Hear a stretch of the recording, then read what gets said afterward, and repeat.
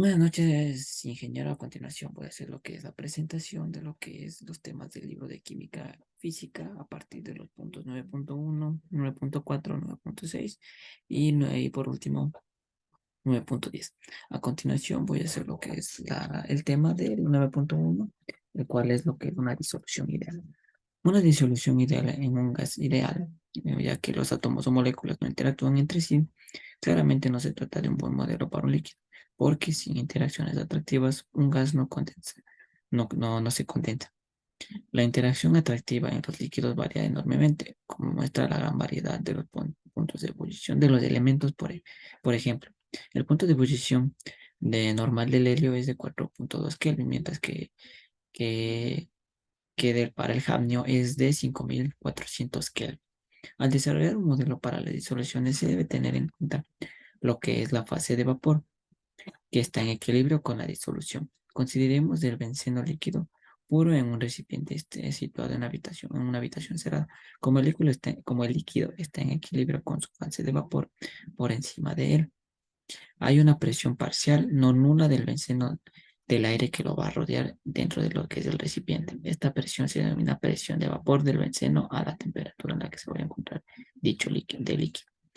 En este caso, el benceno se reduce y la fase de vapor ahora contiene tanto tolueno como benceno. Para esta mezcla particular, la presión parcial de cada componente I por encima del líquido viene dada por la siguiente fórmula, que es PI es igual a X1 por P1 elevado a la X, y donde I es igual a 1.2, donde X es la fracción molar de ese componente en el líquido. Esta ecuación establece que la presión parcial de cada uno de los dos componentes directamente proporcional a la presión de vapor de la correspondiente sustancia pura, P1, y la constante de constante de proporcionalidad es de X, dado que la ecuación se va a conocer como lo que es la ley de Raoult y establece la definición en el intervalo 0 es menor o igual a X y el otro es menor o igual a 1. En disoluciones binarias denominamos el componente que tiene mayor valor de X disolvente y al componente que tiene menor valor de X le llamamos soluto. Pocas disoluciones satisfacen la ley de Raoult. Sin embargo, es útil estudiar lo que es la termodinámica de las soluciones ideales e introducir después lo que son las descripciones del comportamiento ideal, ya que para esto dado que solo se va a cumplir lo que son las interacciones entre A, B y A. Tienen la misma fortaleza y una mezcla del benceno y tolueno satisface este criterio, debido a que las dos moléculas son muy similares en tamaño, forma y propiedades químicas. Sin embargo, no las satisface cualquier molécula arbitraria. La ley de Raoult es un ejemplo de una ley limitante. El disolvente en una disolución real obedece la ley de Raoult conforme la disolución se hace muy diluida. La ley de Raoult se deduce en el problema nos da que se puede racionalizar usando el descrito en el siguiente gráfico, ya que en la disolución las moléculas disolutas están distribuidas la disolución está en equilibrio con la fase gas y la composición de la fase gas está determinada por el balance dinámico entre la evaporación desde la solución y la condensación desde la fase gas, como se indica con una molécula de disolvente y otra de soluto dentro de lo que es el ejemplo. A continuación, vamos a canalizar lo que es en el tema 9.4, lo cual nos explica lo que son los diagramas de temperatura, de composición y de activación fraccionable. Como se puede ver en el gráfico, podemos ver lo que es la representación de la temperatura de ebullición, ideal, dentro de lo que es los componentes del benceno y el tolueno frente a la composición media del sistema Z. La curva roja superior, lo que se podemos observar es aquí, justo en la parte, lo que es en la parte rosada, esa es la curva superior. Lo que da que muestra la temperatura de ebullición en función de lo que es X benceno. Y la curva de la roja inferior muestra lo que es la temperatura de ebullición en lo que es la función del tolueno. En el área intermedia entre las dos curvas muestra lo que es la reacción de la consistencia del vapor líquido. Dentro de lo que tenemos también que el enriquecimiento de la fase vapor sobre lo de la solución es el componente más volátil en la base de la destilación fraccionaria, ya que tenemos lo que es lo que tenemos que una descripción usando un diagrama de temperatura de composición que usando este mismo diagrama de presión composición promedio discutido en la sección previa. El diagrama de temperatura de composición de la temperatura de la disolución lo que da en la función de compresión promedio del sistema por una presión de vapor totalmente predeterminada, de que resulta conveniente usando para el valor tanto los valores de P, que es una ATM, de forma del G y el punto de ebullición de la disolución, ya que dentro de lo que es la composición de la temperatura, la gama de composición de la disolución para una disolución benceno-tolueno, ni la curva T en ese caso, ni la curva T y E son lineales en un diagrama temperatura-composición. Nótese como el componente más volátil tiene el punto de ebullición más bajo que las regiones de vapor y líquida que se completa cuando se comportan en el diagrama de lo que podemos observar. El principio de la extracción fraccionada se puede ilustrar dando la secuencia de líneas desde la U hasta la H, lo que vamos a observar en el gráfico.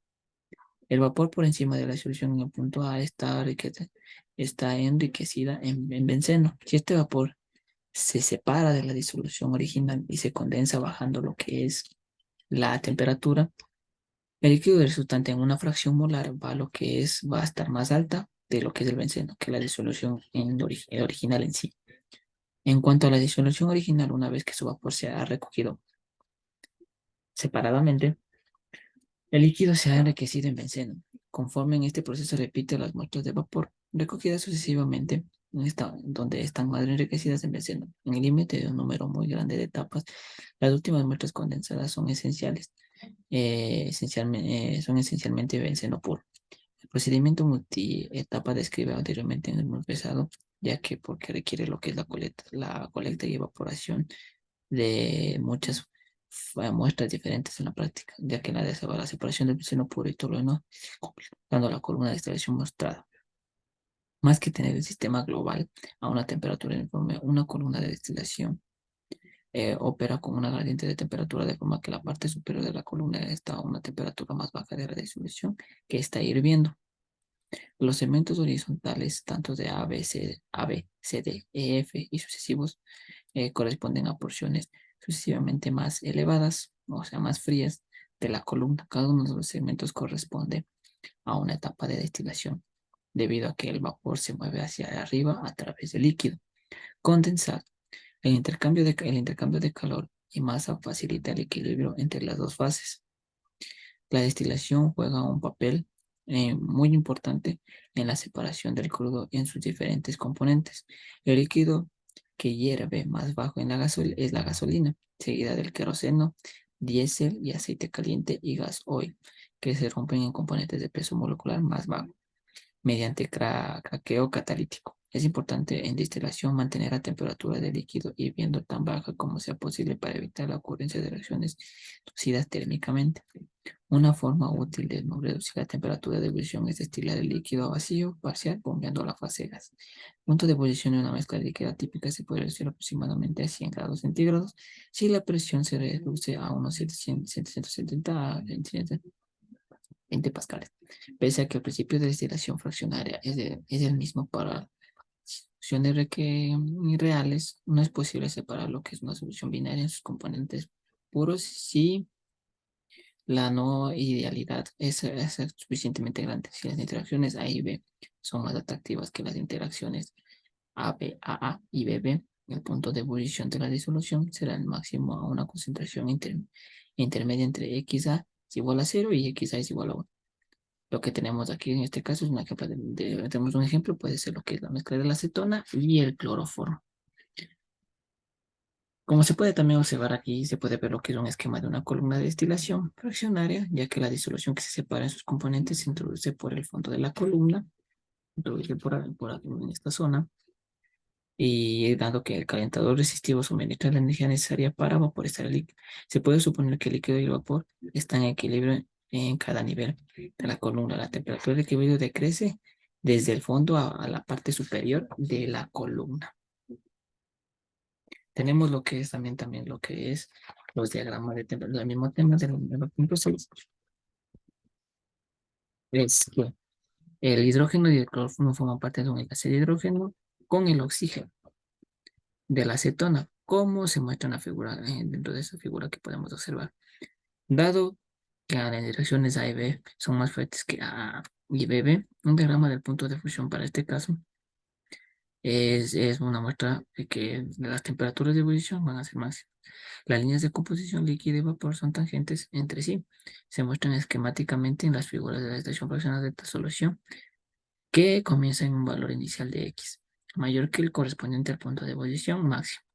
El componente con punto de ebullición más bajo emergerá inicialmente por la cabecera de la columna de destilación. En este caso será el componente puro A. Sin embargo, el líquido que abandona el recipiente caliente no será el componente B puro, sino más bien una disolución que corresponde a la concentración a la que se alcanza el máximo punto de ebullición. La ebullición continua de la solución, de la disolución de esta composición, esto dará una evaporación de composición constante, tal vez que se denomina esótropo. Y como T, que es mayor, va a ser mayor a lo que es la TH sub X, en este caso es una mezcla de agua, que donde TB va a ser igual a 100 grados centígrados, y lo que es tanto el cloroformo va a ser, también va a tener un igual a 100 grados centígrados, pero en este caso va a variar, ya que va a ser de 0.427, que hierve a 107.2 grados centígrados. Otras mezclas azotrópicas que se relacionan de mayor fuerza.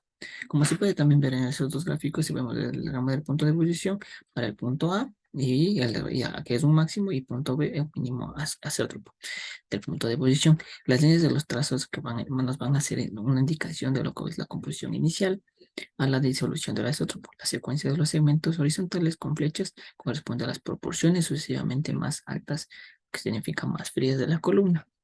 Si las interacciones de A y B son menos atractivas que las de A y se puede formar lo que es dentro de que es una ebullición máxima. Todavía es posible recoger un componente de una mezcla azeotrópica usando de la composición azeotrópica en una función de la presión total, como se muestra en la figura que es en ese momento, como podemos ver. En ese caso tenemos lo que es este valor se condensa y subsecuentemente se destila a una presión reducida para el azeotropo menos A más B. Si esta mezcla se destila, el azeotropo se evapora dejando algo de B puro en el fondo.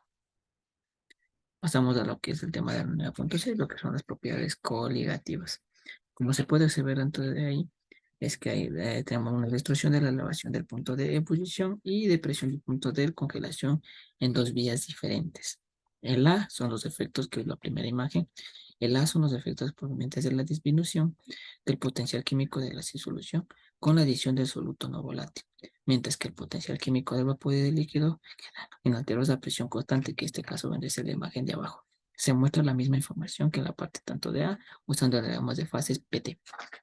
En este caso, muchas soluciones constan de solutos no volátiles, que tienen soluciones solubilidad limitada en un disolvente, que en este caso va a ser volátil. Por ejemplo, disoluciones de sacarosa o cloruro sódico en agua. Se observa que propiedades importantes de estas disoluciones, incluyendo la elevación del punto de ebullición, del punto de congelación y la presión osmótica, dependen solamente de la concentración del soluto, no de su naturaleza. Estas propiedades se denominan coligativas. En esta sección, lo que son las propiedades coligativas, usando el modelo de disolución ideal, ya que se muestran como decir las correcciones de no idealidad que requieren el uso de actividades en lugar de concentraciones, como se discute en relación con la presión de vapor de una disolución que va a disminuir con respecto al disolvente puro.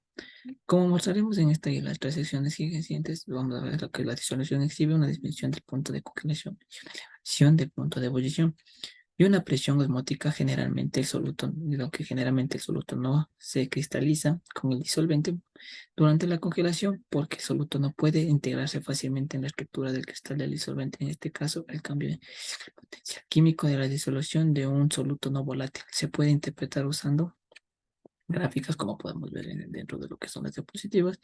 En la formación de la disolución solo se ve afectado el potencial químico del líquido. Pese a la presión del gas, disminuye por la adición del soluto. El potencial químico del gas altera porque permanece puro y porque la comparación en la figura 9.11 hace a presión constante. El sólido no se ve afectado por la suposición del soluto no cristalizado con el disolvente, como se muestra dentro de lo que es ahí en las imágenes. La temperatura de difusión definida como la intersección de las curvas U de sólido y líquido frente a la 7, disminuye por la disolución de un soluto no volátil en el disolvente.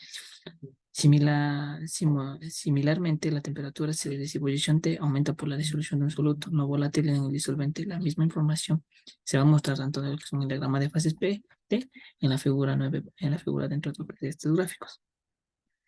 Como en la presión de vapor de la solución disminuye por la adición de un soluto, la curva de vamos a decir unas curvas que coexisten entre líquido-gas que va a intersectar la curva de coincidencia del sólido gas a una temperatura inferior a la del disolvente puro. En estas interacciones define el punto triple y se debe también hacer el origen de las curvas de correspondencia sólido-líquido. Por lo tanto, la curva de coexistencia del sólido ello se desplaza a una temperatura más baja con la solución de un soluto no volátil. El efecto global del desplazamiento de las curvas de coexistencia sólido-gas y sólido-líquido es una disminución del punto de congelación, la elevación del punto de ebullición, dependiendo ambos solamente de la concentración y no de la identidad de soluto. El precedente es de naturaleza cualitativa. En las dos secciones siempre siguientes se desarrollan tanto lo que es la cuantitativa entre las propiedades cualitativas y la concentración del soluto no volátil. A continuación, vamos con lo que es el último tema, que es sobre disoluciones, tanto de disoluciones diluidas y ideales. Y en este caso, pese a que no existen, como decir, un modelo simple que se describa todas las soluciones reales, hay una ley que limite que podemos que merece una discusión. En esta sesión describiremos el modelo de la disolución y de la diluida ideal.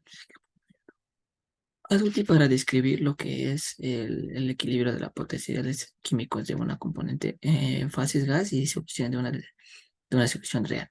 Van a ser iguales. En este caso, como podemos observar en la primera fórmula, que vamos a recordar que una sustancia pura U es el vapor, es igual a U. El líquido de U, como disolvente no es el ideal, P no va a ser igual a X1 por P1. En primer lugar, que se va a considerar que es el disolvente de una solución diluida para llegar a una ecuación para lo que es el U disolvente, que se eliminar a la ecuación de una disolución inicial definida por la actividad dimensional del disolvente. Nótese que dentro de que aquí para una disolución ideal hay una disolución no ideal, dado que la actividad y la masa molar están relacionadas a través del coeficiente de actividad. Y dado que en la segunda fórmula va a aplicar lo que es una central para describir las disoluciones reales y el punto de partida de las discusiones del resto de esto.